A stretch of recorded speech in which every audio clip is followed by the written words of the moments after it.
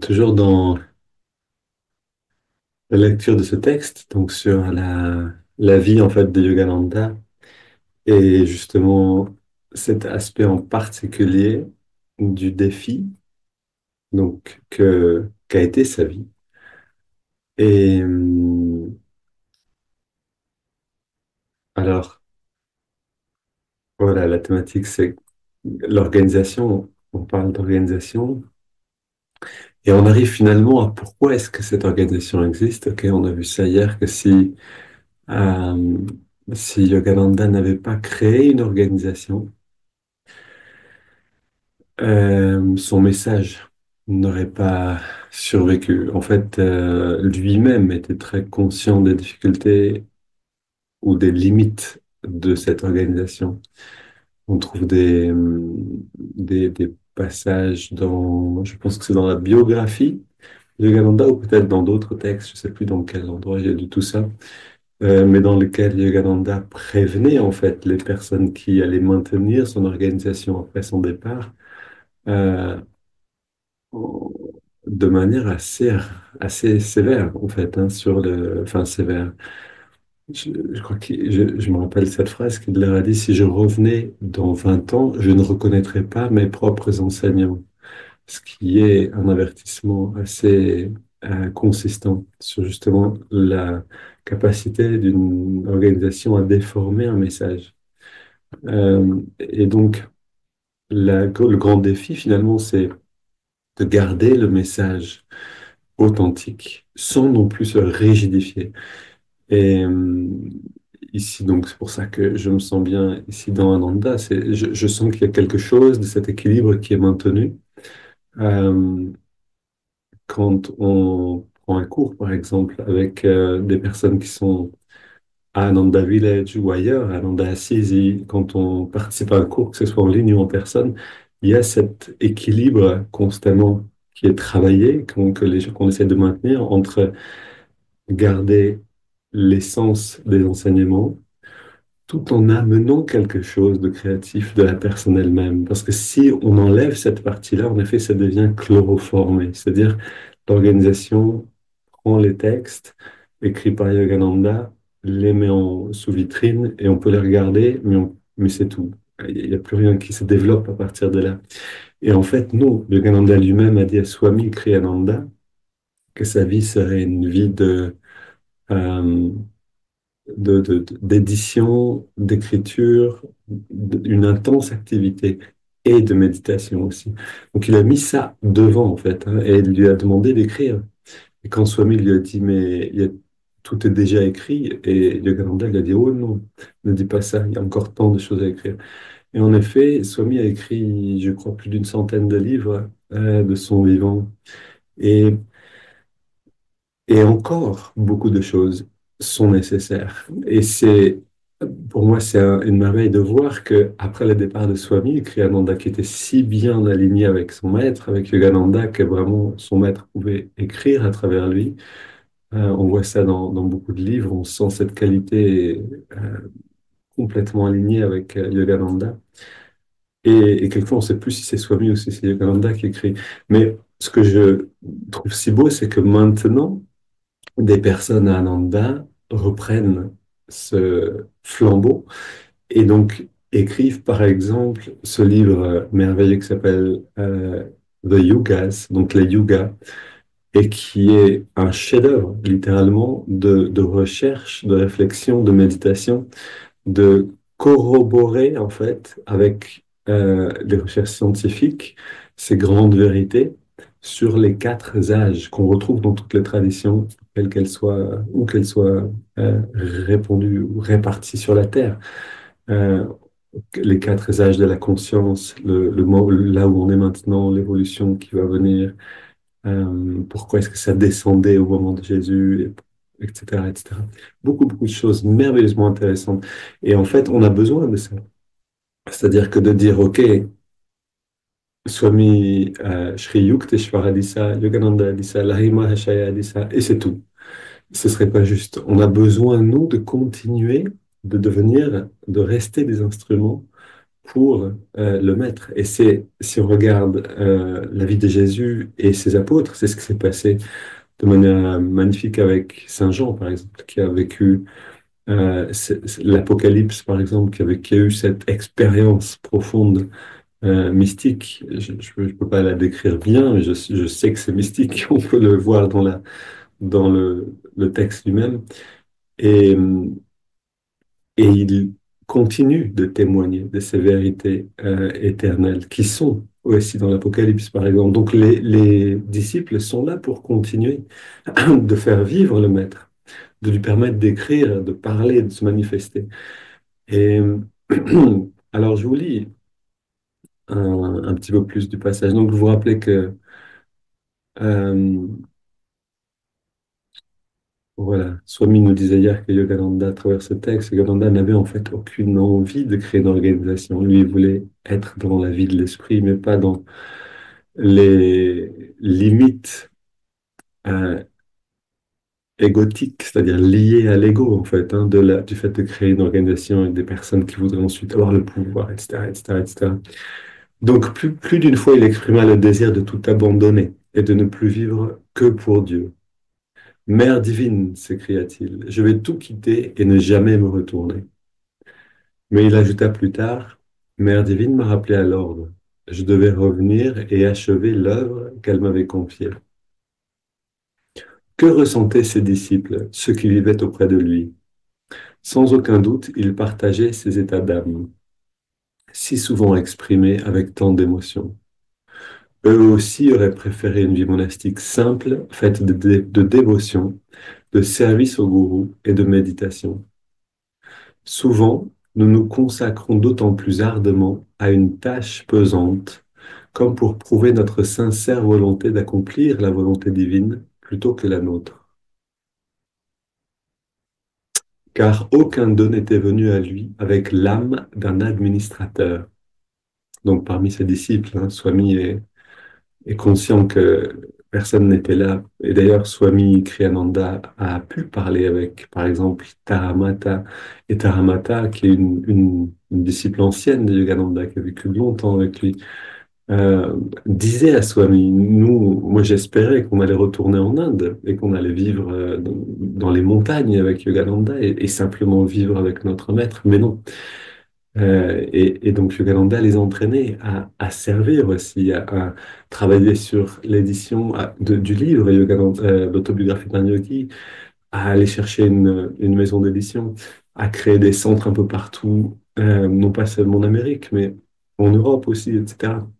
Donc il y a eu une activité importante en fait pour les disciples qui avaient une tendance à vouloir simplement méditer avec leur maître. Et donc, oui, souvent nous nous consacrons d'autant plus ardemment à une tâche pesante, comme pour prouver notre volonté d'accomplir la volonté divine plutôt que la nôtre. Car aucun d'eux, ouais, je vous ai dit ça, aucun d'eux n'était venu à lui avec l'âme d'un administrateur. Peu de gens mesurent ce que signifiait vivre auprès du Maître. Le courage, la force d'âme, la dévotion, la capacité à s'effacer dans un service joyeux et sans réserve. Jamais le maître ne demandait à ses disciples plus qu'ils n'étaient prêts à offrir avec enthousiasme. Des centaines, voire des milliers de personnes vinrent à lui, mais parmi cette multitude, seuls quelques rares élus avaient ce supplément de grâce pour se donner entièrement, sans hésitation, à la mission qu'ils portaient, à la mission que Yogananda portait. Et on retrouve donc cette même vérité on le retrouve bien sûr, cette vérité dans la vie de Jésus, qui doit aller jusqu'à la crucifixion et qui, un peu de temps encore avant, est dans ce conflit intérieur. Si tu peux reprendre cette coupe de mes mains et non pas ma volonté, mais ta volonté, on retrouve cette même euh, vérité dans la vie de l'apôtre Pierre qui se détourne de Rome, qui veut s'échapper pour pas être pris et ne pas être tué, et puis qui voit son maître qui marche vers Rome à sa place, donc qui comprend son erreur.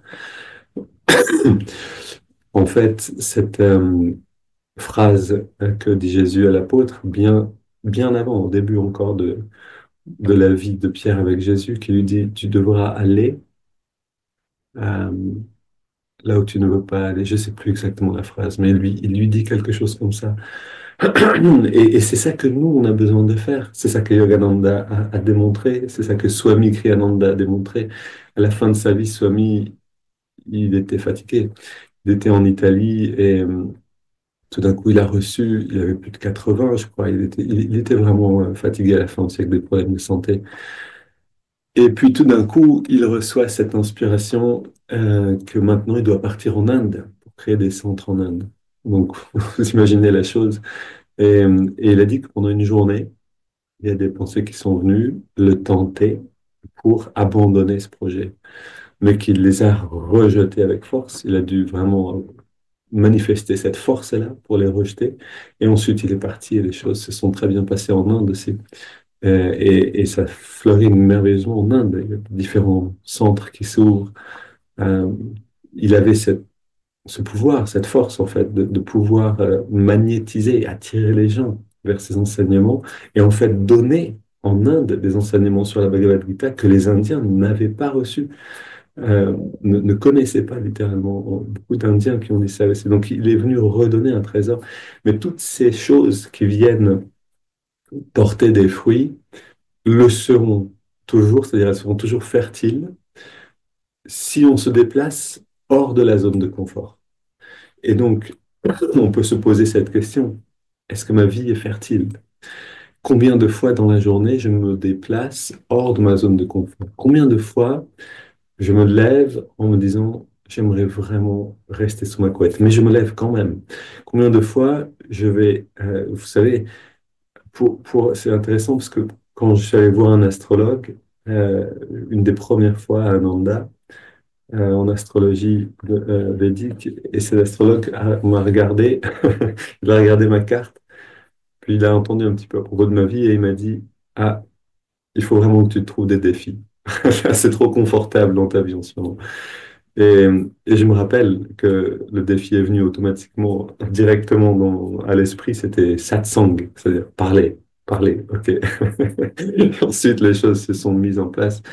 Et c'est toujours un défi.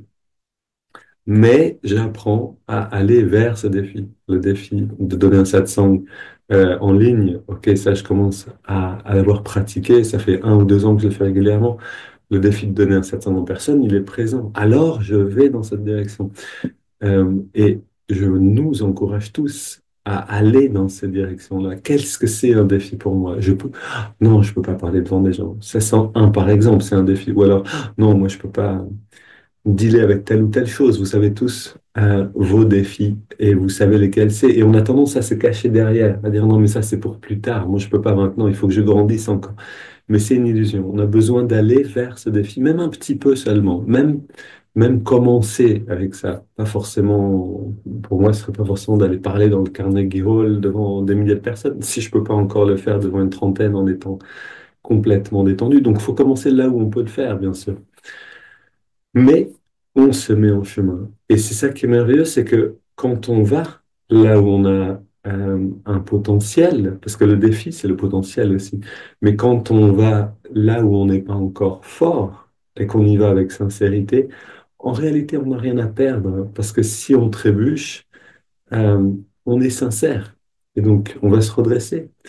Et les gens autour de nous ne vont pas se moquer de nous, a priori, mais ils voient cette sincérité. Ok, il essaye, il n'y arrive pas encore parfaitement, mais c'est parfait, continue, continue, grandis, c'est super. Donc c'est ça aussi qu'on va trouver dans Ananda, c'est cet encouragement constant à aller là où on n'est pas encore à l'aise. Et c'est ça qu'on devrait chercher dans notre vie. Et donc, posons-nous cette question. Est-ce que je vais le chercher ou non? Est-ce que je m'endors dans le confort d'une vie toujours dans ces zones de confort étroites? Est-ce que cette vie confortable me tue spirituellement petit à petit? Est-ce que c'est vraiment le risque? Ou est-ce que je me lève et je vais là où je n'ai pas envie d'aller? Parce que ça me secoue d'aller là-bas, ça me met à l'épreuve. Et je vous dis que si chacun d'entre nous, on fait ce travail, waouh, non seulement on va grandir, Parce qu'on ne peut pas grandir plus mieux et plus vite qu'en servant en réalité de cette manière, mais aussi on aura, je veux dire, on va tous en goûter des fruits, aucun souci. Ok, maintenant, allons vers l'intérieur. D'ailleurs, à propos de cette sonde, bienvenue samedi matin à 9 heures sur ce même lien pour un moment ensemble. J'ai reçu des questions et je voudrais prendre le temps d'y répondre aussi bien que possible. Prenons une grande inspiration, puis on laisse l'air sortir complètement détendu.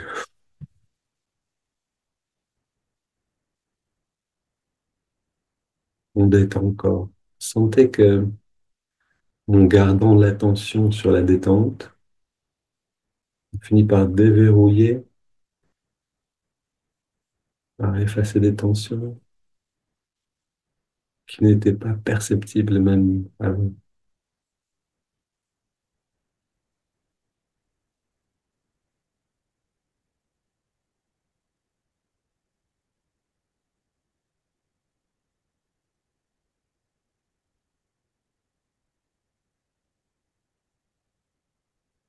Et maintenant, on essaie de garder cette détente en bougeant. Donc, on inspire, on entrelace les doigts.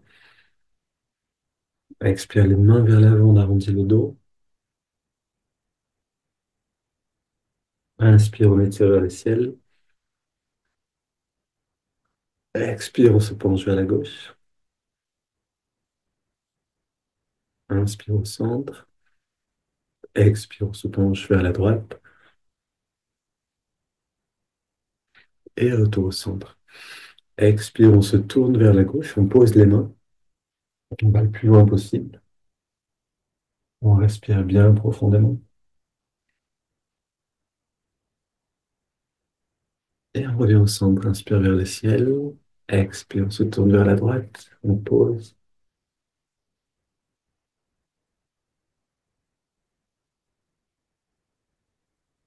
Et on revient au centre. Pose les mains derrière. On se penche en arrière. On resserre les coudes et les épaules. On ouvre la poitrine en respirant profondément. Sentez l'écartement des côtes. Ça va nous amener beaucoup de bien-être après.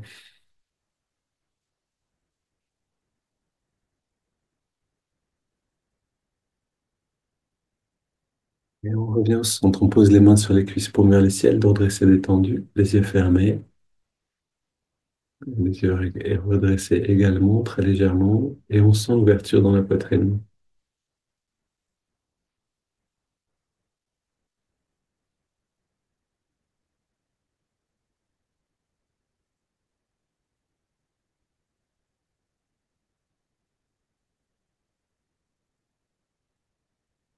Donc, toujours important d'essayer, jour après jour, d'améliorer. C'est-à-dire, là, on repasse toujours par les étirements du dos, par l'ouverture de la poitrine. Et chaque jour, on pourrait approfondir un petit peu les sensations. Qu'est-ce que ça veut dire d'avoir la zone des sentiments qui devient accessible, de plus en plus accessible. Maintenant, prenons une quinzaine de respirations profondes.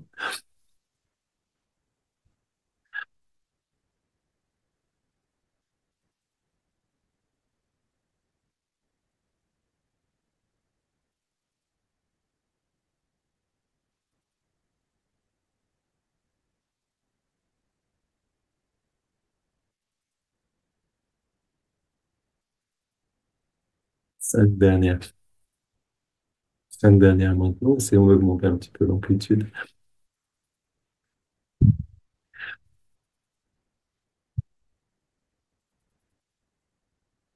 Dernière.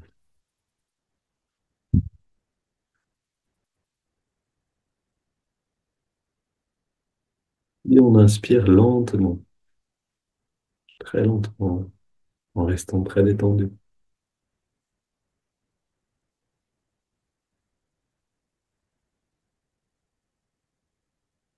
On garde l'air à l'intérieur. On détend complètement tous les muscles.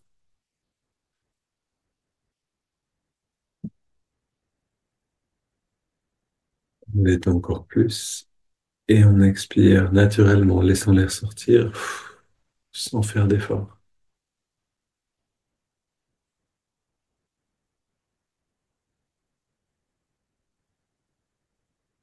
On arrête de respirer. On est dans les sensations intérieures. On découvre ce monde, une dimension subtile.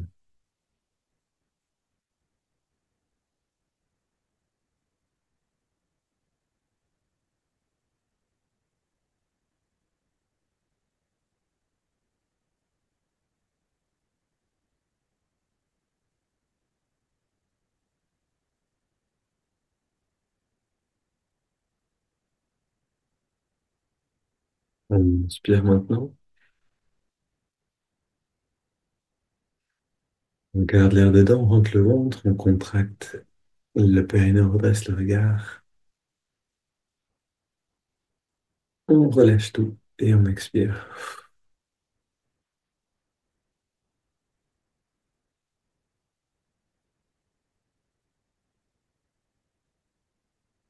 Ok, maintenant, dans quelques instants, pour se familiariser avec cette dimension subtile. Subtile, mais en réalité, quand on sent le corps d'énergie, ça devient très évident. Si on arrête de transformer l'énergie en tension musculaire, et du coup, si on peut se libérer de la perception du corps seulement physique, de la dimension matérielle, alors l'énergie, ça devient évident, juste caché derrière.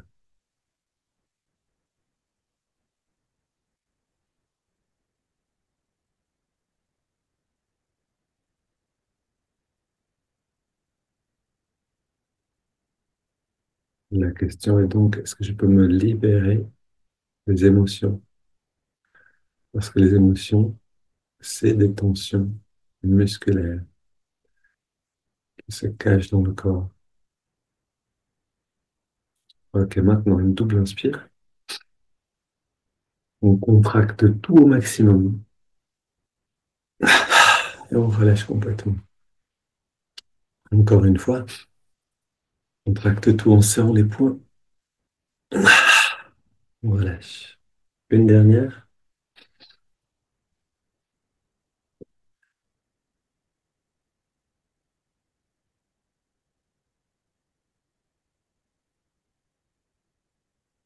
On se libère des émotions avec ces contractions détentes, on se libère des dernières tensions. Et avec les respirations triangulaires qui viennent, on, on apaise le mental, on apaise le diaphragme, on apaise le corps d'énergie lui-même, qui est en fait troublé par les mouvements d'énergie liés aux émotions. Émotion qui veut dire se mettre, mettre en mouvement plutôt, et mover. Donc cette énergie, on a besoin qu'elle devienne stable, qu'elle circule certes, mais sans à-coups, sans explosion émotionnelle. Alors on inspire lentement par les narines sur 5 en ressentant l'énergie remonter le long de la colonne.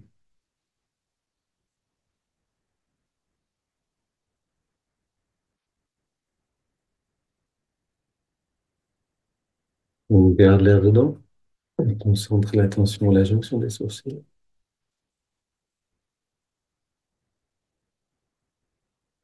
puis on expire.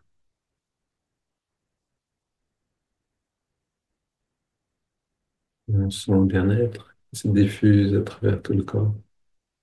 Inspire à nouveau, même rythme.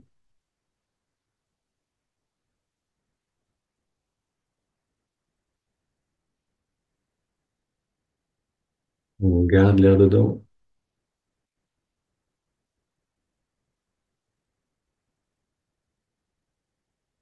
expire.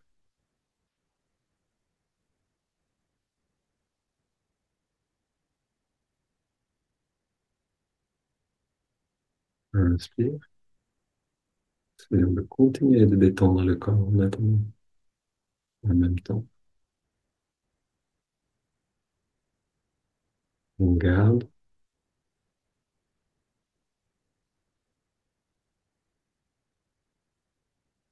expire.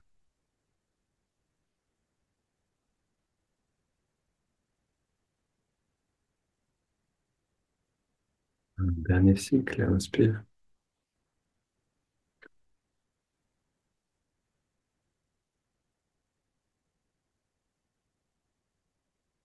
On retient.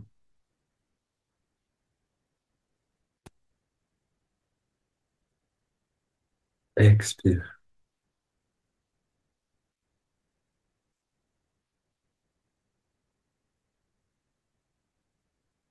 On prend maintenant une grande inspiration. Puis on laisse l'air aller venir sans contrôler le souffle.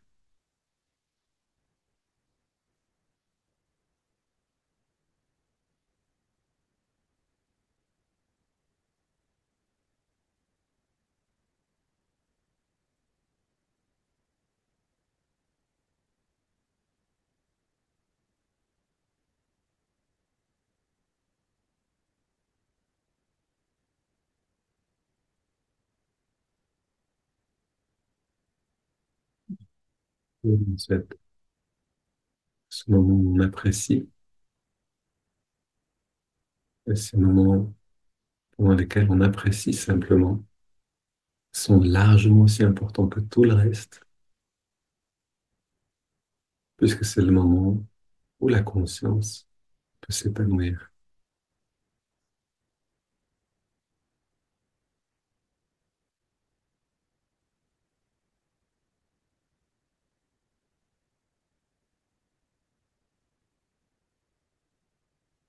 Je vous propose de chanter un tout petit peu intérieurement, extérieurement si vous préférez, juste comme ça, sans accompagnement. Narayana Narayana Om Satyanarayana Narayana Narayana Om Yogananda Narayana Om Satyanarayana Narayana Om Satyanarayana Narayana Om Jai Jai Guru Deva Narayana Narayana Om Satya Narayana Narayana Narayana Om Yogananda Narayana Om Satya Narayana Narayana Om Satya Narayana Narayana Om Jai Jai Guru Deva.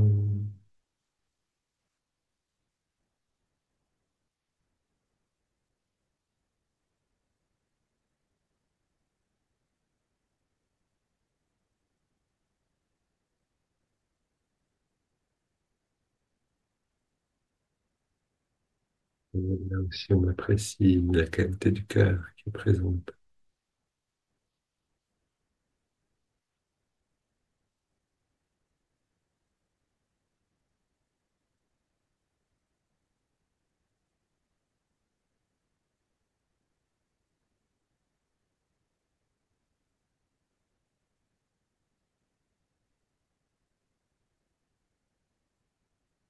Le chant continue, laissez-le continuer encore.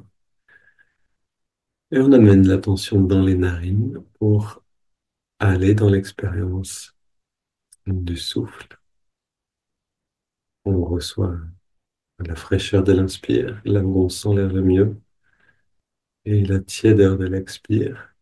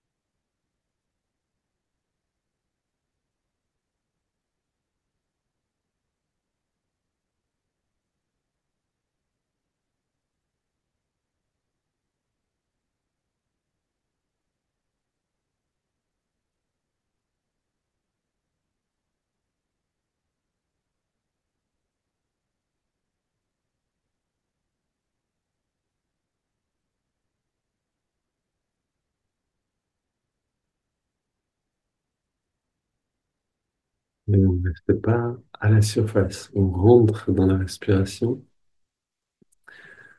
entièrement.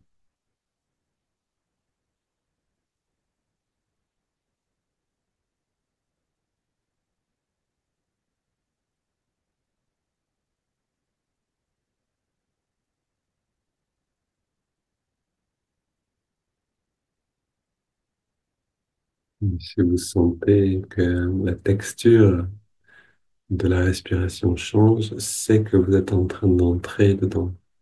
C'est que la conscience, en réalité, est en train de changer.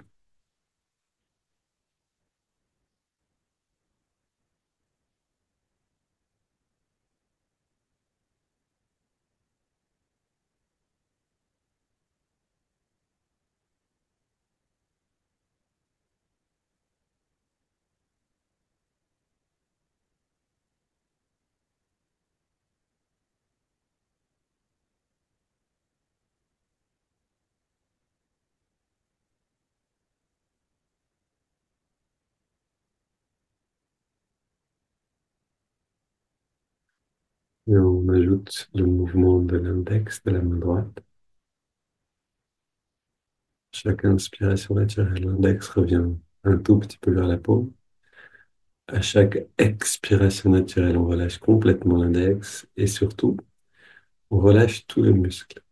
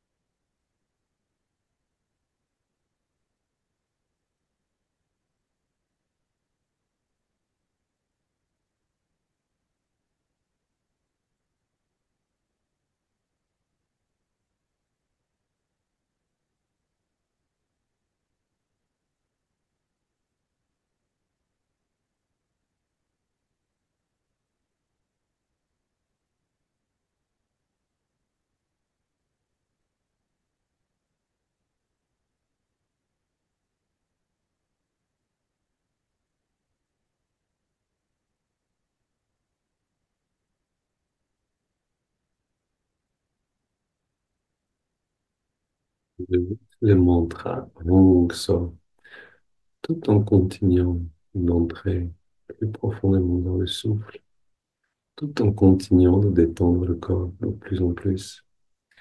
Hong accompagne l'inspiration et sort l'expiration naturelle.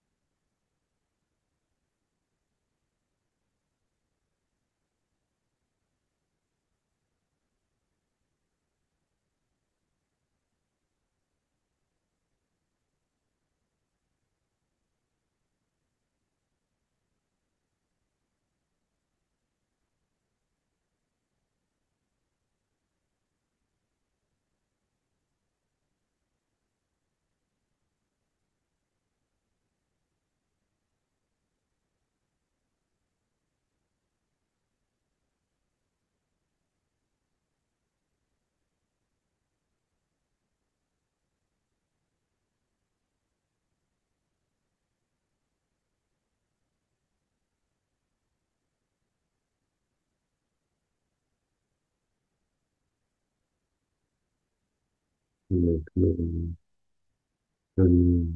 une inspiration profonde, on expire en 3 fois.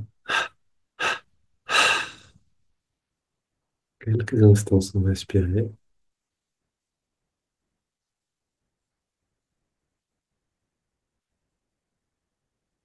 On laisse le corps respirer naturellement et on abandonne les techniques de concentration.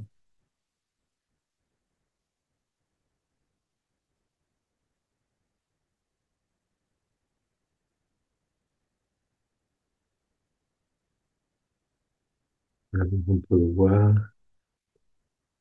le bien-être qui est là, se calme comme une lumière qui rayonne depuis l'œil spirituel.